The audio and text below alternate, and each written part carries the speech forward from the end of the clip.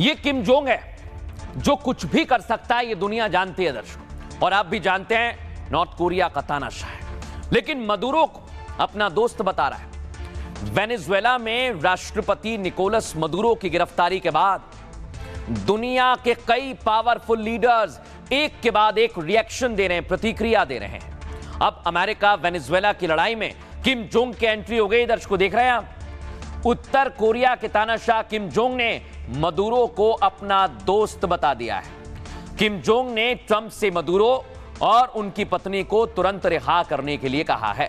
Kim Jong ने America को विश्व युद्ध की चेतावनी भी दी है। उन्होंने कहा ट्रंप मदुरो की स्थिति तत्काल सार्वजनिक करें, कहां पर हैं। किम जोंग ने आगे कहा अगर ऐसा नहीं हुआ तो यह स्थिति दुनिया को तीसरे विश्व युद्ध की ओर ले जाएगी, जिसके गंभीर परिणाम होंगे।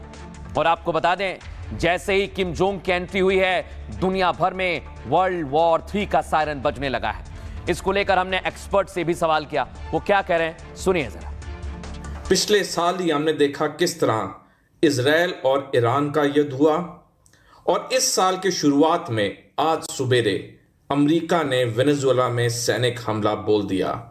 ये तो जंगों की शुरुआत है, अब तो और जंग आने बाकी हैं, और सबसे बड़ा जंग होगा अगले साल जब चीन ताइवान पे हमला करेगा, जिसकी पुष्टि अमेरिका ने अपने रक्षा रिपोर्ट में की है, जो उनकी संसद को सौंपी गई 23 दिसंबर को पिछले साल।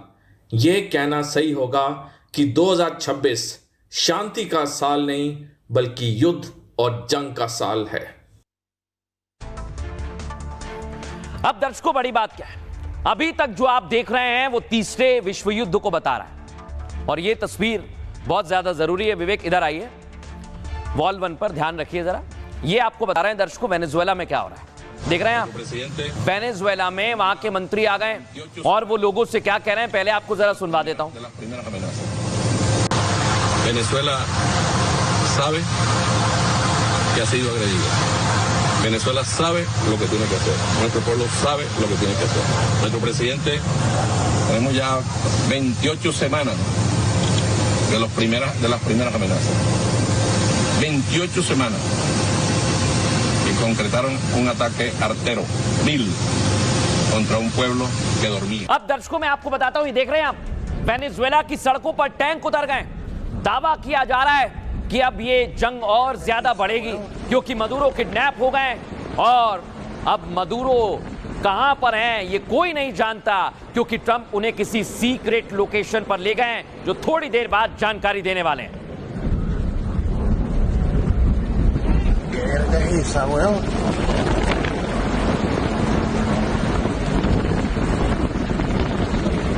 लेकिन दर्शकों मैं आपको बताता हूं, ये अमेरिका की तरफ से तो अटैक किया गया, लेकिन अब जो वहां की डिफेंस यूनिट है उन्होंने कहा है कि हम हार नहीं मानेंगे और आखिरी सांस तक लड़ते रहेंगे।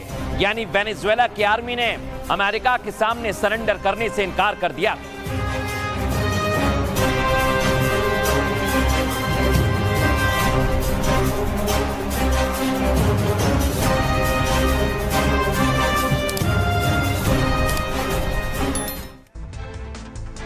अब दर्शकों बड़ी बात क्या है, अगर वेनेजुएला की तरफ से भी कुछ किया गया तो फिर दुनिया भर में युद्ध का सायरन बजना तय है। दर्शकों देश में घुसकर राष्ट्रपति के अपहरण से वेनेजुएला में काफी ज्यादा गुस्सा है। वेनेजुएला सरकार ने इसे साम्राज्यवादी हमला करार दिया है। सरकार ने कहा कि हमला तेल पर कब्जा करने की कोशिश है। ट्रंप तख्ता पलटकर खनिज संसाधनों पर कब्जा करना चाहते हैं, लेकिन इस साजिश को वेनेजुएला की जनता कामयाब नहीं होने देगी। रक्षा मंत्री ने सैन्य और नागरिकों की मोबिलाइजेशन की घोषणा की है, एकजुट रहने के लिए कहा है। अमेरिकी हमलों के खिलाफ प्रतिक्रिया की चेतावनी दी। इसके अलावा वेनेजुएला ने यूएन से बैठक बुलाने की मांग की। साथ ही अमेरिका की इस कार्रवाई की निंदा करने की भी अपील की गई है और कहा है कि जवाबदेही तय करने के लिए एक साथ आना होगा। वहीं उपराष्ट्रपति डेल्सी ने मदुरो के जिंदा होने का प्रमाण मांग लिया है, और दर्शकों ये प्रमाण मांगा गया है क्योंकि मदुरो बहुत महत्वपूर्ण है वेनेजुएला के लिए। मैं ऐसा क्यों कह रहा हूं, आइए आपको बताते हैं मदुरो क्यों महत्वपूर्ण है। निकोलस मदुरो जिनका जन्म हुआ 1962 और वेनेजुएला के काराकास में इनका जन्म हुआ।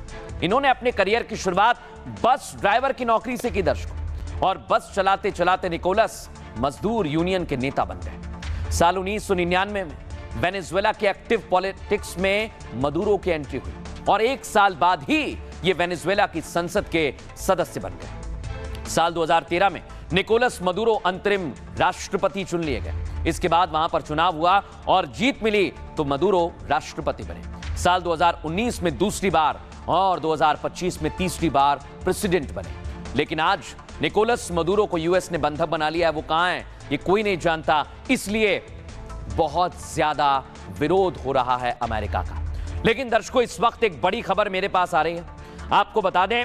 बड़ी खबर, ब्रेकिंग दिखाइए। हेलीकॉप्टर से न्यूयॉर्क लाए गए मदुरो, इवो जिमा शिप से न्यूयॉर्क लाए गए हैं मदुरो। मदुरो को पता चल गया ट्रंप क्या है। ये जेडी वेंस ने कहा है दर्शकों, अमेरिकी वाइस प्रेसिडेंट ने कहा है कि ट्रंप जो कहते हैं वही करते हैं।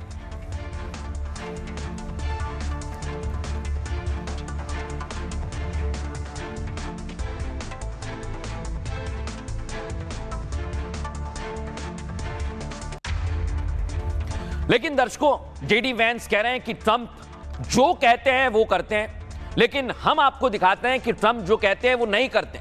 ऐसा मैं क्यों कह रहा हूं दर्शकों? क्योंकि ट्रंप ने कहा तो कुछ और था। सुनिए जरा ट्रंप ने क्या कहा था और आज वो पलट गए। सुनवाइए जरा। I'm not going to start a war. I'm going to stop wars. No more wars, no more disruptions. We will have prosperity and we will have peace. Under Trump, we will have no more wars, no more disruptions, and we will have prosperity and peace for all. I am the candidate of peace. I am peace. I'm not going to start a war. I'm going to stop wars. No more wars, no more disruptions. We will have prosperity and we will have peace. Under Trump, we will have no more wars, no more disruptions, and we will have prosperity and peace for all. I am the candidate of peace. I am peace. सुना दर्शकों आपने, Trump ने राष्ट्रपति बनने से पहले कहा कि मैं दुनिया में कोई युद्ध नहीं करूंगा, सिर्फ और सिर्फ शांति आएगी।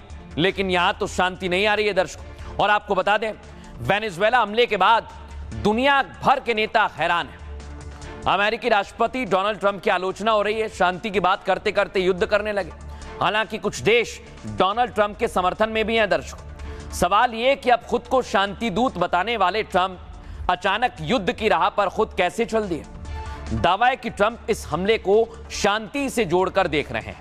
अमेरिका का कहना है कि वेनेजुएला की सरकार अंतर्राष्ट्रीय सुरक्षा के लिए खतरा बन रही है। अमेरिका के खिलाफ साजिशें हो रही हैं। वेनेजुएला में लोकतंत्र खत्म हो चुका है और मानव अधिकारों का गंभीर उल्लंघन भी किया जा रहा है। अमेरिका यह भी दावा करता है कि राष्ट्रपति मदुरो अवैध गतिविधि और हिंसा को बढ़ावा दे रहे थे, इसलिए अमेरिकी हमले को जायज बताया जा रहा है।